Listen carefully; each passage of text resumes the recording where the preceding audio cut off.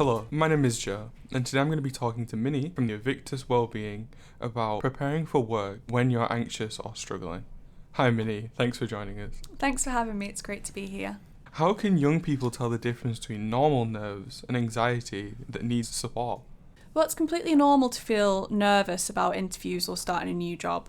The difference is intensity and impact. If anxiety is stopping someone from applying for jobs, attending interviews, sleeping, or even leaving the house, that's a sign extra support could help. Anxiety becomes a barrier when it limits opportunities rather than just feeling uncomfortable. So, what are some common mental health barriers young people face when moving from education into work? Some common barriers include fear of failure or rejection, low confidence or what we call imposter syndrome, social anxiety, burnout from school or exams, depression affecting motivation, and neurodiversity related challenges, so ADHD, autistic burnout, and being overwhelmed can be a really big part of that. Recognising the barrier is the first step, because once you can name it, you can plan around it. So, if someone feels not ready for work because of their mental health, what should they do? Instead of asking, am I ready to work, it can help to ask, what would make this feel manageable? So that might mean starting part-time, looking for remote or hybrid roles, volunteering first, building routines gradually. Work readiness isn't all or nothing, it can be built step by step. How can anxiety affect job searching specifically? Anxiety can show up as avoiding job applications, overthinking CVs and never submitting, avoiding emails, and catastrophizing interviews. Breaking tasks into micro steps helps. For example, day 1, open CV. Day 2, edit 1 section. Day 3, submit 1 application. Small wins build momentum.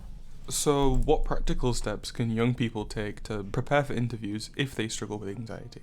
Some that I find really useful is practicing out loud with a friend, writing bullet point prompts instead of memorising, visit the interview location beforehand if you can, use grounding techniques before going in, prepare one honest sentence if nerves show. For example, I'm a little nervous, but I'm really excited about this opportunity.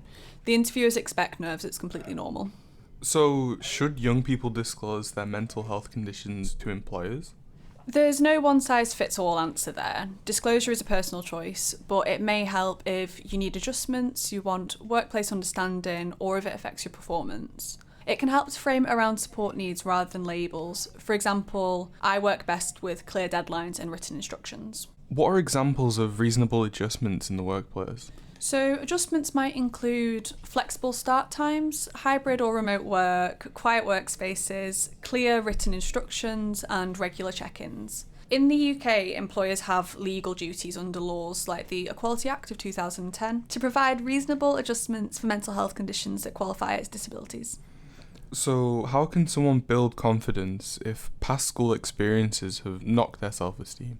Start with evidence. So write down 3 things you completed in the last year, 3 strengths other people have noticed, and 1 situation you handled better than you expected. Confidence grows from action, not waiting to feel ready. Taking small supported steps into responsibility helps rebuild it. What role does routine play in preparing for employment?